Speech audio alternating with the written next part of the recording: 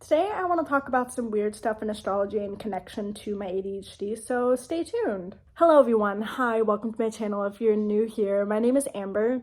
I'm an astrologer. I read tarot as well, and I've been reading for about 7 or 8 years at this point, and I think I'm kind of knowledgeable when it comes to tarot specifically, and astrology I'm still working on. I've been studying that since I was about 15 as well. But yeah, we're gonna talk about my chart in connection to my ADHD and what that looks like, just because I just want to be on camera, and that's such a Leo thing. But another thing is that I feel like this can be informative for people. So I'm just gonna go ahead and throw up my chart on the screen for you guys. So here it is. Yeah, so as you can see, I have quite a few placements that are pretty challenging. If you're not into astrology, you probably won't know what I'm talking about. But specifically, when it comes to my ADHD, how this manifests, specifically I've noticed is, one, my grand trine between my ascendant, my Pluto, and my Mercury and Mars, and my sun. This specifically is Pluto's in the 9th house. Mercury, Sun, and Mars are in the 5th house of creativity. 9th house is like philosophy and like higher spiritual learning and like higher knowledge. And then the 1st house is yourself. So how this manifests in ADHD for me is I get very distracted with creative things and things that challenge my belief system. So I love podcasts, I love listening to music, I love creating music. And honestly, that has been one of my biggest obstacles and blocks, is I just get so distracted with creating or listening to music or doing something that is fun and playful, because that's what the 5th house is, right? And then the Pluto will intensify that and add obsession with that. So I find myself being stuck in creative mode where I don't want to get out of that modality. I kind of just want to stay stuck in that modality. I don't think that was the right word for that. That's Mercury opposite Neptune too, is another thing I'll get into. I'll get into the Neptune aspects in just a second. But that has been a breeding ground for a lot of laziness. I wanted to talk about this in a video, but I'm not really sure like how to lay it out or how to talk about it. But a grand trine, or having a lot of trines, easy flowing, which is the easiest flowing aspect, which an aspect shows the relationship between two planets. It can create a breeding ground for laziness, for not putting in effort, not putting in work, just basically just being very lazy. So like that's another ADHD thing, is like being very lazy, and that has to do with my grand trine. Another thing that is ADHD, before we get into Neptune, is Moon conjunct Uranus. So if you look at my chart, I have Moon conjunct Uranus. I don't know if you can see, my face is going to be covering it, but I have Moon conjunct Uranus in the 11th and the 12th house. Moon is your emotional nature, it's your inner world, it's like how you process emotions and how you feel safe. Conjunction empowers energy, and it blends two energies together to empower them to work together. And then Uranus is the planet of chaos, it's the planet of volatility, it's the planet of sudden change and kind of like erraticism, or erratic behavior. That's not a word, erraticism, I don't think.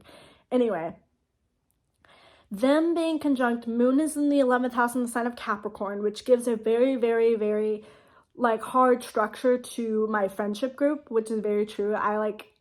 It's very hard for me to make friends.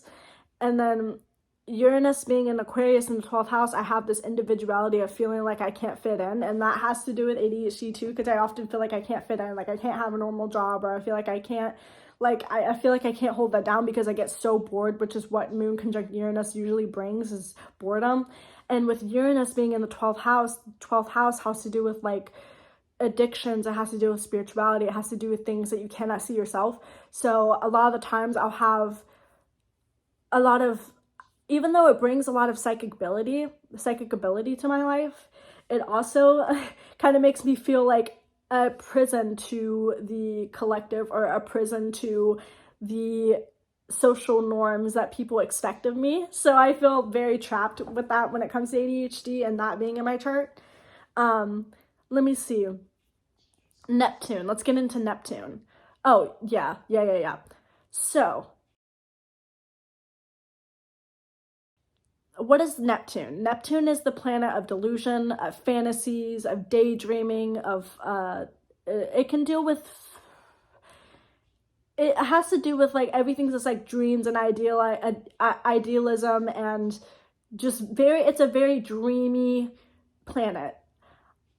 And it's a very ungrounded planet, so it literally rules being ungrounded and being like floating and stuff like that.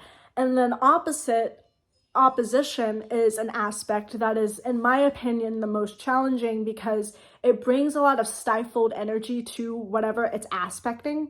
So if you have an opposition from Mars to your moon, for example, you might feel one moment like you want to get stuff done, but then another moment you feel very frozen and you feel like you can't get things done and you feel very tired. So there's this like back and forth energy that comes with oppositions.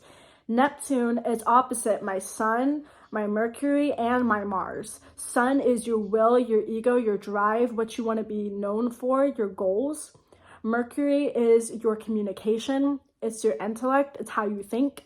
And then Mars is how you get things done, how you solve problems, and very aggressive energy. So when Sun, Mercury, and Mars are all opposite Neptune, what that typically brings is someone who cannot ground themselves, someone who gets lost in the sauce, someone who gets lost in a plot, someone who cannot materialize the ideas that they have in their head in order to make it into something that is tangible. This is very frustrating for me, because I often get so in daydreaming in fantasy land, but I forget to do my basic responsibilities and get things done. And sometimes it's really hard to turn that part of my brain off, like when it comes to ADHD. Like I have predominantly inattentive ADHD, which is a very Neptunian type of energy. The hyperactivity from ADHD mainly comes from the moon conjunct Uranus in my chart. And that's because, like I said, moon has to do with emotions, and then Uranus is volatility, right? So a lot of emotion and volatility when it comes with that. Like if I get bored, like I cannot stand feeling bored. Like that's one of the things about moon conjunct Uranus and ADHD, is that I cannot stand feeling bored. I always need to have something to do, something to watch, something to listen to. I cannot stand being understimulated. And that's a very moon conjunct Uranus thing. But back to Neptune. This planet is a very beautiful planet. I love, obviously with my name, it's my favorite planet, love it. But it makes it very difficult to materialize things into its physical form when it's in an opposition like that. Because one moment I'm like, oh, I want to be like all dreamy and like get like daydream and not really take action, but just more stay in fantasy land. And another moment I'm like, I want to materialize these things, I want to make it into reality. Like how can I do that? But I often get lost in the sauce. Like that's like another thing with ADHD. Another thing that has to do with ADHD kind of is like when it has to do with like dopamine, is my Venus squaring my North Node and squaring my Pluto.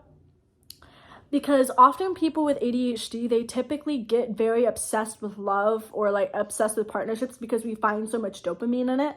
So I often would find a lot of dopamine in partners who could bring me structure, which is a very, I have Venus square Saturn, not by degree, but by sign, I believe. And that typically has manifested as partners being very strict on me and partners being very controlling of me. But I kind of liked that because it means that I don't have to delegate, like I can just delegate them to keep me in line rather than having to do it myself, which is a very ADHD thing. Is like we need someone in our life that is going to keep us grounded, that is going to keep us on track. And that is a very much Venus square Pluto thing. When it comes to wanting someone to control us or be in control in a relationship. I am more so the one that doesn't like to be told what to do. I mean, it's weird because it goes back and forth. Like one moment I want to be like, this is what I should do, this is what I should stick to, like thank you for making your boundaries very clear. But then on the other hand, I'm like, I don't want to be controlled, like I don't want to be told what to do. So it's very hard to find a nice balance. But with ADHD, the whole point I was trying to make was we get lost in kind of like in the honeymoon stage, or we get lost in like this fantasy of this person that we created in our head, because that's like how our brain processes things sometimes. And then we get very frustrated when that isn't the reality, which is a very that's a very opposite Neptune thing as well, as having squares or oppositions to Neptune. It can, especially if it's Venus, which is love, beauty, and harmony, opposite Neptune. But I have Mars opposite Neptune, which is like sex, because Mars rules sex and Neptune. So it's like I would often get lost in like that sort of fantasy world and then not actually seeing like their actual behavior, because I would get so focused on like the intimacy part of the relationship.